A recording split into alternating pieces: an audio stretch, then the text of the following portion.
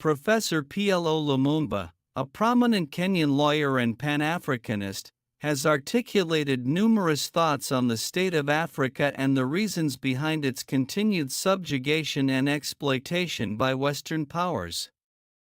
His insights often reflect a deep understanding of Africa's political, economic, social, and cultural weaknesses, and the pervasive disunity that makes the continent vulnerable to external control. This script delves into Lumumba's perspectives, drawing heavily from his speeches and writings, to explore why the West can easily control Africa. The historical context of African weakness. Colonial legacy and neo-colonialism. Lumumba frequently emphasizes the deep scars left by colonialism, which have yet to heal and continue to shape Africa's geopolitical landscape. Colonial powers not only exploited Africa's resources but also left a legacy of artificially drawn borders that foster division. The Berlin Conference of 1884 to 1885, where European powers partitioned Africa without regard to ethnic or cultural boundaries, laid the foundation for enduring conflicts. Post-independence, Africa's attempt to unify under the banner of Pan-Africanism faced significant challenges.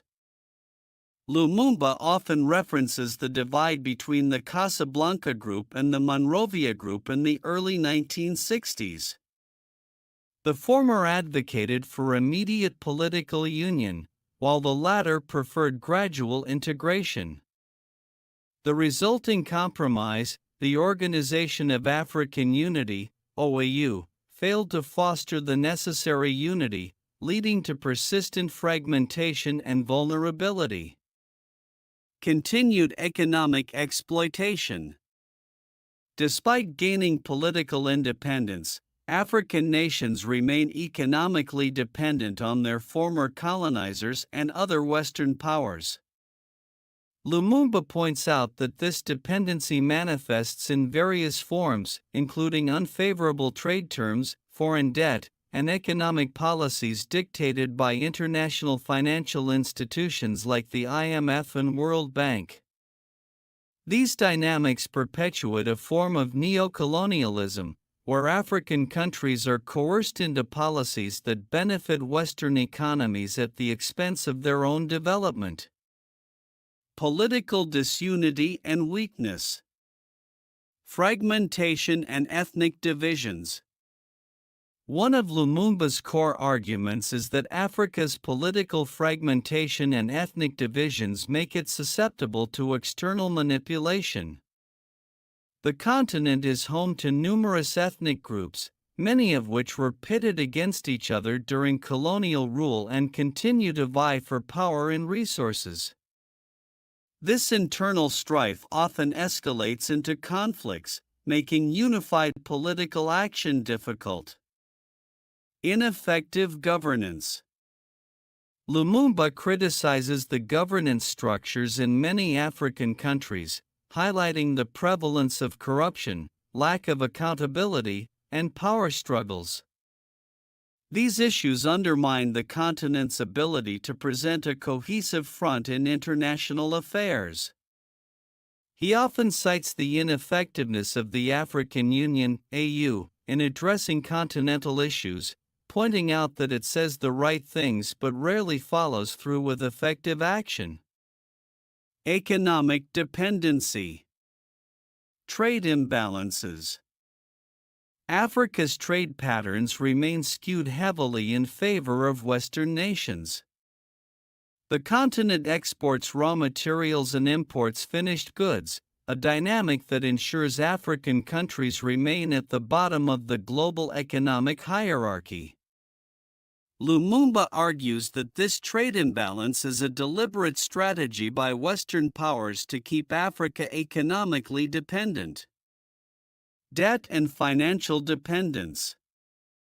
African nations are burdened with substantial foreign debt, much of it owed to Western countries and financial institutions. Lumumba highlights how debt servicing consumes a significant portion of national budgets, diverting resources from crucial sectors like health, education, and infrastructure. This debt trap reinforces economic dependency and limits the ability of African governments to pursue independent development paths. Social and cultural disorganization. Cultural confusion. Lumumba often speaks about the cultural confusion that plagues Africa, a legacy of colonialism where African cultural identities were suppressed and replaced with Western values. This cultural dislocation contributes to a lack of a unifying identity, which is crucial for building a cohesive society. The imposition of Western languages and educational systems further alienates Africans from their heritage and fosters dependency on Western models of governance and development.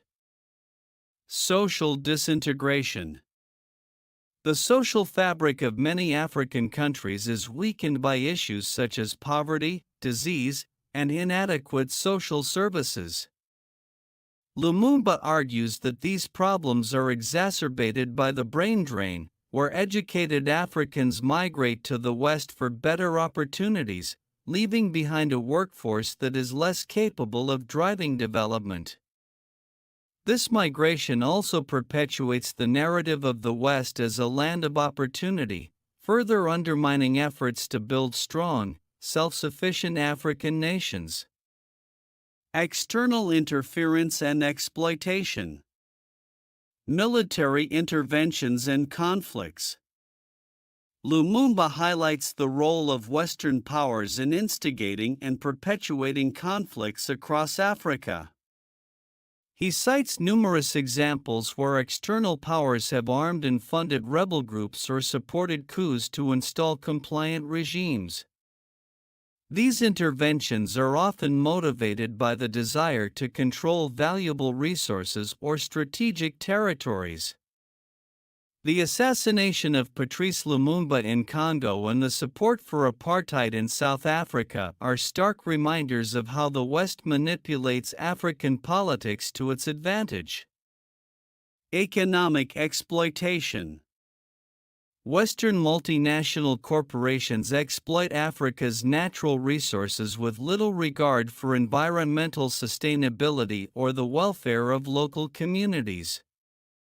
Lumumba points to the extraction of minerals like coltan in the Democratic Republic of Congo, which fuels the global electronics industry while leaving the local population impoverished and mired in conflict. The exploitation of oil in Nigeria's Niger Delta and the devastation it has caused to the environment and local livelihoods is another glaring example. The way forward: Pan-African unity. Reviving Pan-Africanism. For Lumumba, the solution lies in reviving the spirit of Pan-Africanism. He argues for the need to transcend ethnic and national boundaries to forge a united African identity. This unity would enable Africa to negotiate more effectively on the global stage and resist external pressures. The vision of leaders like Kwame Nkrumah, who advocated for a United States of Africa, remains a guiding light in Lumumba's though. Economic integration. Lumumba advocates for greater economic integration within Africa.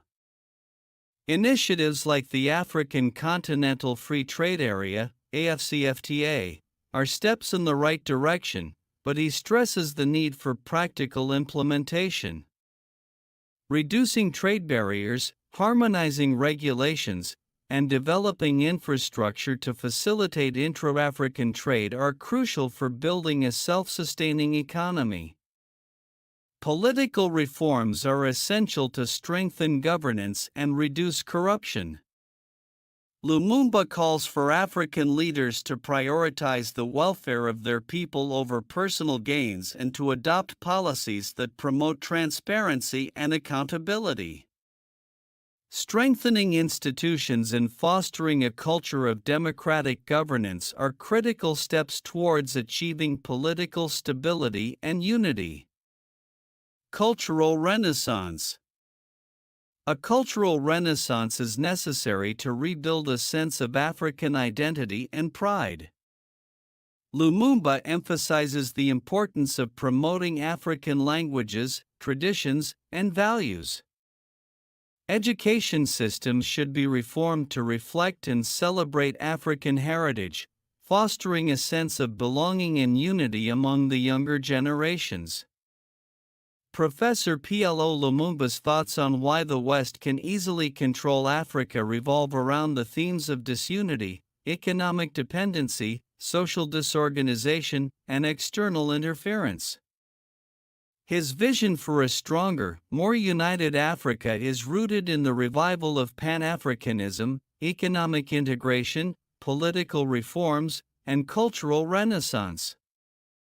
By addressing these fundamental issues, Africa can hope to break free from the cycle of exploitation and subjugation, charting a path towards self-determination and prosperity.